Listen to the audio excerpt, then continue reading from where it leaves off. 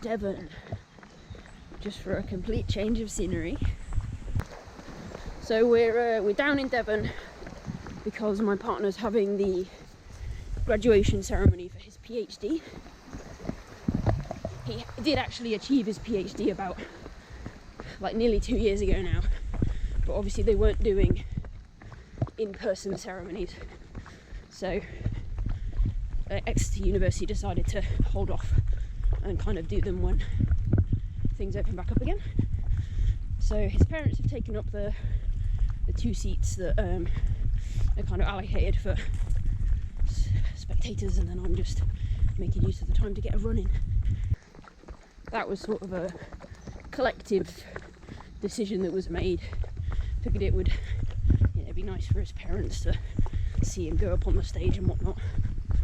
And I don't think he was overly fussed who went to watch him. So figured his parents would probably get more out of it because they're very proud of their son, obviously, for achieving a doctorate, and I'm incredibly proud of him as well.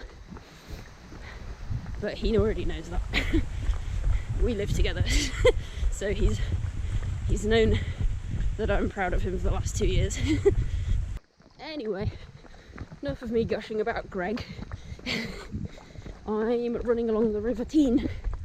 I'm going to run basically just along the path that runs along it, go up to Castle Drogo, do a little bit of a loop up that end, and then just kind of come back along the path. Not really super interested in doing a ton of navigating today, and I needed a route that wasn't too far away from Exeter. I had sort of ideally wanted to run on Dartmoor itself, but 40-minute drive there and back was not convenient today, so this sort of start point for this route is about 20 minutes drive out of Exeter, which is much more manageable for our timings today. You've got to fit it in where you've got to fit it in. So I'm going to run along the River Teign basically for 10-ish kilometres and then come back. Nothing too complicated, but it should be really nice. I've never actually been along here before. I've been to Castle Drogo before, but I've never run or never walked or anything along this bit of the River Teign, so it should be really nice. Nice little change of scenery. Yeah, and I'll sort of show you bits and pieces as I go along.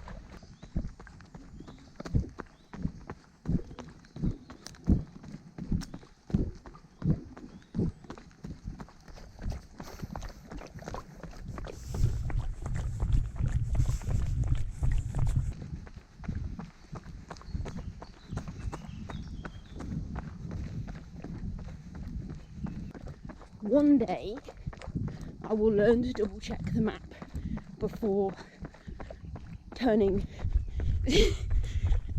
So the path comes to a road, and in my head I think I just got confused. I had like the memory of the map, and I thought like, right, I need to go right for whatever reason. But so I've been running along this road and thinking like, this doesn't feel right or look right, and I'm just going the complete wrong way. So I'm just going to run back and go the other way like I'm supposed to be going. I'm not that bad at navigating, I promise, just because I go wrong every single run. Oh god. Right, it's not like it's just a road and it's going downhill now, so I should be back at where I was fairly quickly. I think what I fail to actually get in my head is I get disorientated really easily, even in places that I know well, like, and then I'm so self-doubting that I just get confused. But at the same time I really hate getting the map out all the time. So I'm just, it's this weird conflict between my specific navigational weakness and my awful stubbornness. And it causes these problems, I think. So I just really need to stop being so fucking stubborn just get the map out of my bag and double check when I'm making like significant turns in a route or we're already back at where I went wrong though, so that's fine. Stop to look at the map. I hope you're proud of me. Okay, we're on the footpath to Fingal Bridge now.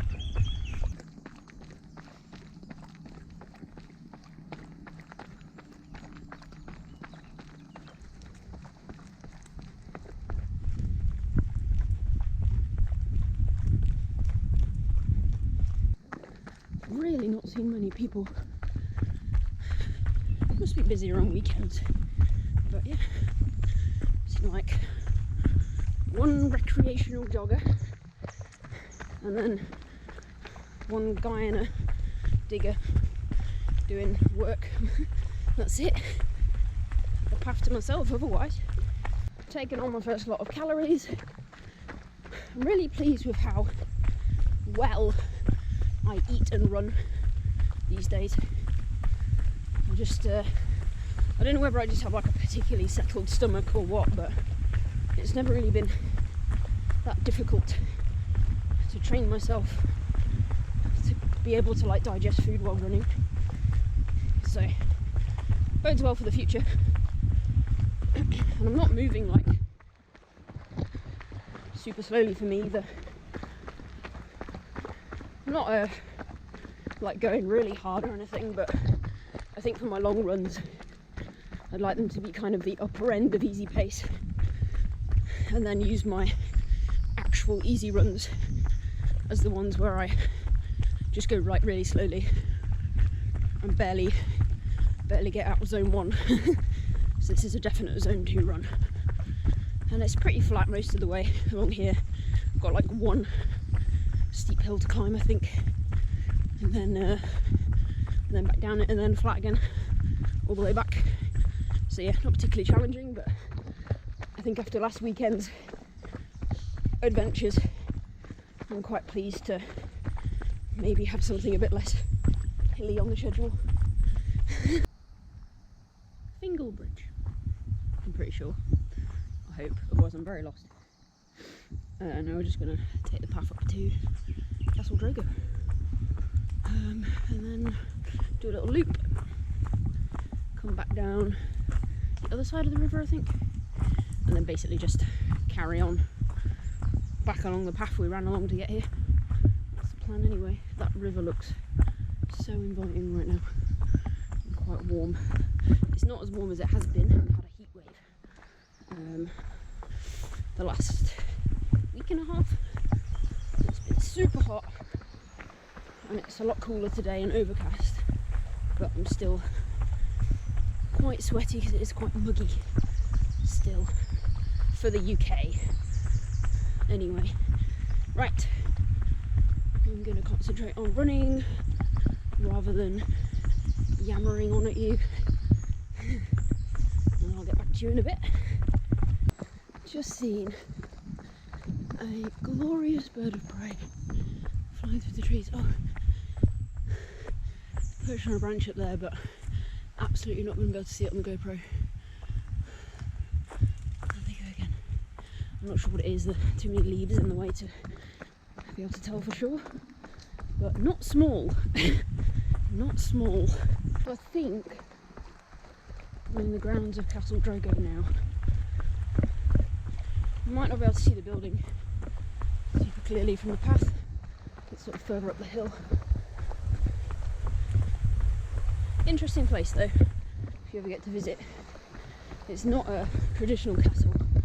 It was designed by an architect.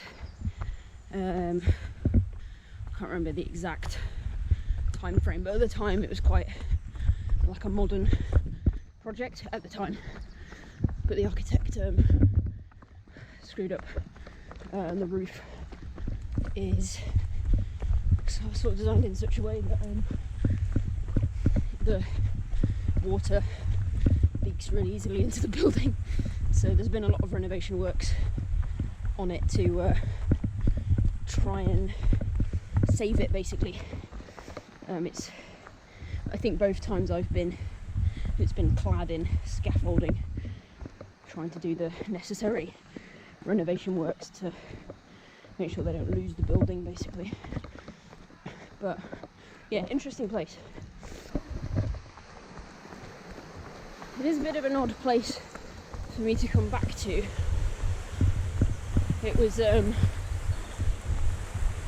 one of the last places we visited with my mum before she died. So there's memories, I suppose. And she was like kind of basically in the last month of her life at that point, so she kind of didn't really have the energy to come look around the gardens. So I think she hung out in the cafe while we went and had a little look around, which would have been nice if she'd been able to walk around with us, but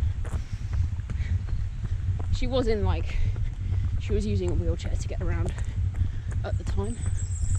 But even then, she didn't really have the energy to get up and get into the wheelchair sometimes. Ooh, ponies.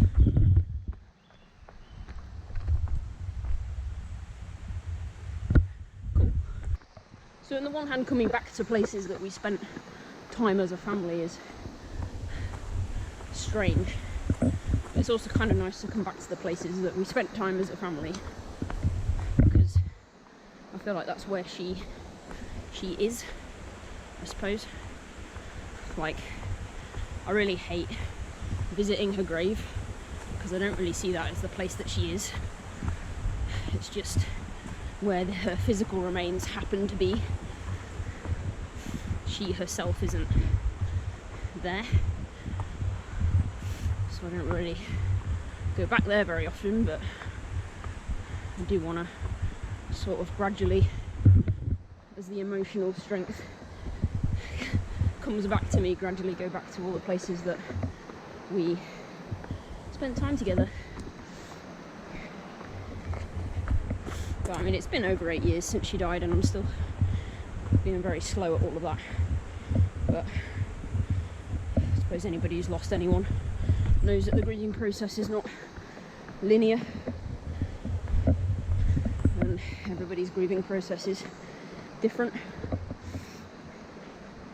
So it is what it is, I suppose. Okay, navigation update. Have actually come not the way I intended. It's fine. It just means there's actually even less climbing than I thought. I was supposed to go over Fingal Bridge and go a little bit past the inn and then turn onto the Dartmoor Way. And I think because I saw this path, I knew I needed to go over Fingal Bridge and turn left. So I saw this path first. I thought like, oh, that must be it. Whereas I should have gone on a little bit further. But it's fine, because if I just keep running along here, I'll come to a footbridge that'll take me over the river, and there's a path on the other side that I'll just take back. Whereas originally the plan was to, I think, go along the Dartmoor Way and then come back down this path. But oh well, it's fine, not really a big deal. Okay, crossed over the river, had my second lot of calories, and just going to jog along here, I think, until we get back to Fingal Bridge, and then we're just following pretty much the same path back all the way along the Teign until we get back to the car. So yeah, not that much navigation in today's run, but it's been nice just to run sometimes. As much as I love fell running, sometimes I do just want to be able to run and not really have to think too much. You kind of need that variety in there, or I do anyway.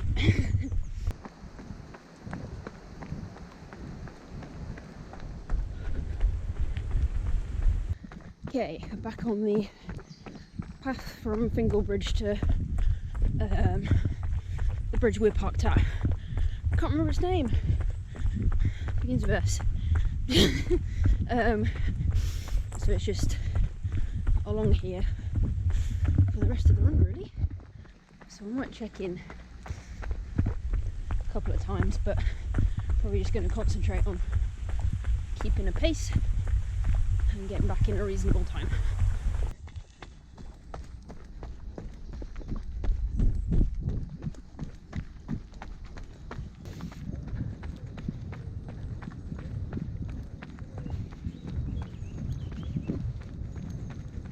Because of my navigational error in the earlier bit of the run, we're at 20.6 kilometres and I think we still have another 3 to go to get back to the car. And my knee is playing up a bit, so I'll see if I can maybe run to the 2.5 hour mark. So that's another 15 minutes. If not, I'll run to the half marathon distance and then just have to walk the rest. A little bit annoyed with myself now for getting that thing wrong at the beginning. Okay, that's that. I'm just going to walk the rest of the way back to the car. I went to 22 kilometres. Left it there because my knee was starting to hurt. Yeah, thanks for coming along with me. That was nice. Yeah, change of pace, change of scenery. And I'll catch you next time.